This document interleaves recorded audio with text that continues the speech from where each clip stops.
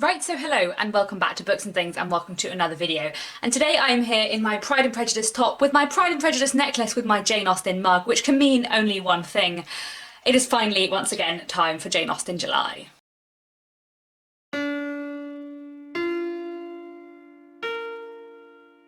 So, Jane Austen July is a month-long readathon that I started last year with Marissa from Blatantly Bookish. I will link her channel down below, because basically both of us love Jane Austen a lot and we thought it'd be nice to have a month dedicated to Jane Austen and Jane Austen adjacent reading. There is only one thing that you need to do in order to participate in Jane Austen July, and that is to read something written by Jane Austen in the month of July. That is the only thing you need to do to qualify for having taken part in the readathon. But we do have 7 prompts/challenges which you might want to partake of during the month of Jane Austen July as well. So these 7 prompts/challenges are exactly the same challenges that we used last year because we figured they kind of ticked all of the Jane Austen related boxes and we really enjoyed them. So I'm therefore not going to give you lots of recommendations for all of the challenges today because both me and Marissa already did that last year. So I'll link down below in the description our announcement videos for Jane Austen July last year where you can find lots of recommendations for the 7 challenges. But in short, our 7 challenges are: number 1, read one of Jane Austen's 6 novels. So that is Northanger, Abbey, Sensibility, Pride and Prejudice,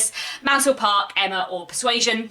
Number 2, read something by Jane Austen that is not one of her 6 main novels, such as her shorter works or her juvenilia or her letters. Challenge number 3, read a non-fiction work about Jane Austen or her time. Challenge number 4, read a retelling of a Jane Austen book, so this could be anything from Longbourn to Bridget Jones's Diary. Number 5, read a book by a contemporary of Jane Austen, so someone who was writing during Jane Austen's lifespan. Jane Austen lived from 1775 to 1817. And those are the 5 reading challenges, and then we have 2 watching challenges. Challenge 6, watch a direct screen adaptation of a Jane Austen book, i.e. properly adapting the book to screen set in the time period that the book is set in, etc. And number 7, watch a modern screen adaptation of a Jane Austen book. So something that is set in the present day and is a kind of retelling or a modern adaptation inspired by Jane Austen sort of thing. So those are 7 challenges. Then alongside those 7 challenges we do have a couple of other exciting things going on this year. One is that there is now a Goodreads group which I will link down below in the description, so please go there for all of your Jane Austen related discussions. I found the Goodreads group for Victober last year, it worked really well and that was really active and lots of people were chatting, which was really nice, so I thought it would be a good idea to do for Jane Austen July as well, and we can all have a good old chat about Jane Austen and Jane Austen related reading. And another thing that Marissa and I are doing this year is hosting 2 read-alongs of Sensibility and Northanger, Abbey. These are 2 Jane Austen novels which are not basically they're not quite as well known as Pride and Prejudice, but they are still fairly well known and accessible and a lot of people really like them. And they're 2 that I haven't read for a while. I think I've read both of them 2 or 3 times, but not for about 4 years, so I'm really looking forward to reading both of these. And basically in the first 2 weeks of July, so from Monday the 1st of July to Sunday the 14th of July, we'll be reading Sensibility by Jane Austen. And then in the next 2 weeks of July, so from Monday the 15th of July to Sunday the 28th of July, we'll be reading Northanger Abbey. So hopefully lots of you will want to join in and read those along with us as well. So I'm going to quickly whiz through my TBR and then tell you about some of the videos that I have planned for July.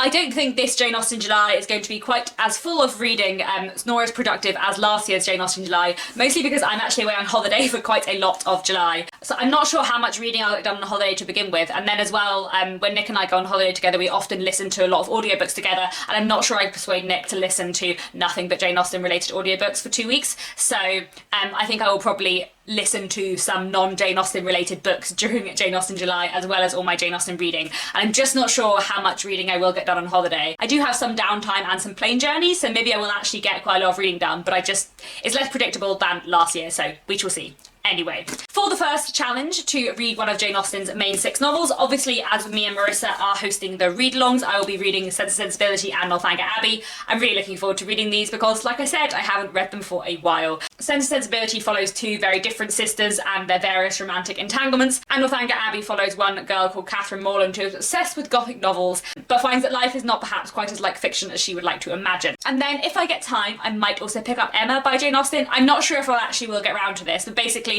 last Jane Austen July I reread Pride and Prejudice, Mansfield Park and Persuasion, so this would be like the 6th one of my reread. And again, I haven't read this for about 4 years, and I do really like it. So I might get around to Emma, but that's like lower down on the list than the two we're doing read-alongs of. For the second challenge of reading something by Jane Austen that is not one of her main 6 novels, I will definitely be reading this tiny penguin black classic of the beautiful Cassandra. I've read this quite a few times before, and it just contains some of her juvenilia and is absolutely hilarious. So definitely a fun short read for Jane Austen July. For a non-fiction book about Jane Austen's time, I have this. This is Eavesdropping on Jane Austen's England by Roy and Leslie Adkins. This is a book that was actually on my TBR for Jane Austen July last year, and it was on Marissa's TBR too, and neither of us got around to reading it, so we're hoping to buddy read it this year. I think this will just be a really interesting book about the period in which Jane Austen lived, which is a period I find very, very interesting, but it's one that I know a bit about, but I don't know quite as much about it as I know about the later 19th century and the Victorian period, so it'd be interesting to know a bit more about the Georgian and Regency period and just learn a few more things from this book. So hopefully I'll get to this one, and this should be quite an interesting read. For the challenge of reading a retelling of a Jane Austen book, I have this. This is Unequal Affections by Lara Ormiston. And this is one that I'm very intrigued by. This is one that I heard about from Marissa last Jane Austen July, and I managed to get myself a copy. I'm not sure that this was ever published in the UK. It's certainly now out of print in the UK, but I managed to track myself down a second-hand copy. So, this is a very interesting novel. I really like the premise of it, and I'm hoping that it will be well done. I want to explain the premise to you, but the premise for this is a spoiler for Pride and Prejudice. It is a well-known plot point from Pride and Prejudice, but if you know nothing about Pride and Prejudice and don't want to, then I will put a note on the screen, and please mute it until the note is gone and you are spoiler-free. The premise of this is that Elizabeth Bennet has accepted Mr. Darcy on his first proposal, and she decides because he is very wealthy and it can help support her family, she is going to marry him. So they get married at the midpoint of Pride and Prejudice, where she still hates him, he doesn't know that she hates him, and also neither of them have like learned to get over their pride and their prejudice yet, and both of them are still like less good people than they are at the end of the book. I think that is a fantastic premise, and I'm very, very intrigued. For challenge number 5, to read a book by a contemporary of Jane Austen, I have 2 for this challenge, both of which were on my TBR for Jane Austen July last year and I didn't get to, so I'm hopefully going to get to at least one of them this year. The first is Marriage by Susan Edmondson Ferrier, which I have heard mixed but mostly good things about on BookTube, and sounds really, really interesting. And another is The Castles of Athliff and Dunbar by Anne Radcliffe. Anne Radcliffe is a Gothic Georgian writer who Jane Austen talks about quite a lot in Northanger Abbey, so I'd really like to read something by her, and I believe this is her shortest novel, which is why it is the one I have on my Kindle, and I might try and get to this in July. And then in terms of what I will be watching in July, for the 6th challenge to watch a direct screen adaptation of a Jane Austen book, I have these 2. These are probably my favourite screen adaptations of a Jane Austen book, so I'm looking forward to rewatching these. This is Sensibility from 2008, and this is Emma from 2009.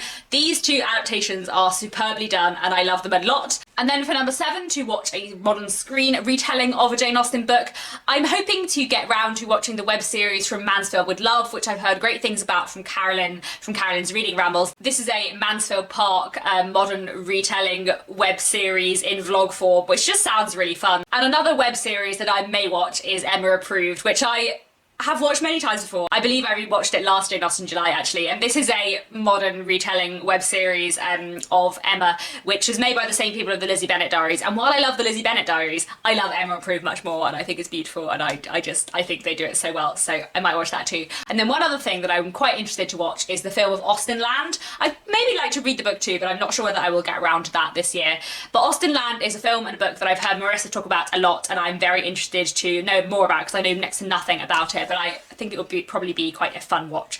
So there we have it. Those are the things that I'm planning to read and watch in Jane Austen July. And now I will talk you through a couple of my video ideas. So I don't think I'm going to be able to post quite as many Jane Austen related videos in July as I did last year. Last year I posted 3 videos a week, I think, and I also vlogged the whole month. I am not going to be doing any reading vlogs this July unless I possibly do a reading vlog of just the last week, because I'm away on holiday for a lot of July.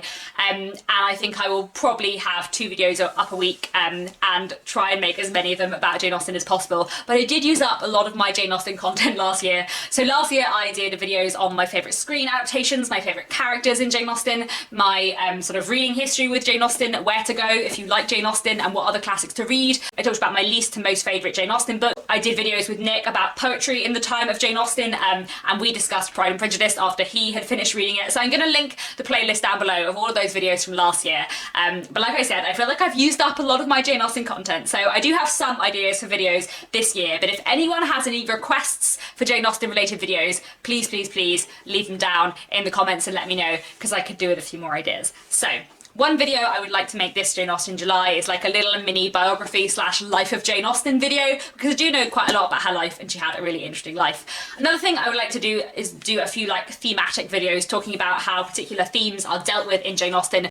The themes that come to mind, which I'm hoping to make videos on, are the theme of money and like siblings and sibling relationships. So those two are hopefully videos I will make. Another video I might make is like my thoughts on rereading Jane Austen and why I really love rereading Jane Austen, and how my opinion on certain Jane Austen books has like changed as I've reread them. Another video I would like to do is related to this book. This is What Matters in Jane Austen by John Mullen, which I read last year. And in every chapter he takes like a specific small element in Jane Austen and like traces it through all the books and talks about patterns. So he has chapters on the role of servants in Jane Austen. He has chapters on like the ages of characters and why that matters. And there's a lot of really interesting topics in here that I would quite like to discuss. So I'm thinking of taking his chapter on how old characters are in Jane Austen and what that means, and kind of discussing that as a video response / talking about what he says, because I find that chapter especially really interesting. And I find it really interesting that, one, you don't always know all of the characters' ages in the books, but also there are quite a lot of characters who in my head I think of as older than they are, because they're always played by older actors in the screen adaptations. For example, Mr. Collins in the book is only 25 and he's always played by much older actors. So in my head he's older, and then you read Pride and Prejudice and you're like, actually he's a really young guy. So there's a lot of like interesting stuff like that to discuss, hopefully. And then another thing that Marissa and I are hoping to manage to do is to try and do a live show at the end of July. There may be technical difficulties, so I'm not like promising that now, but that's one thing that we would both quite like to do, so let's hope for that.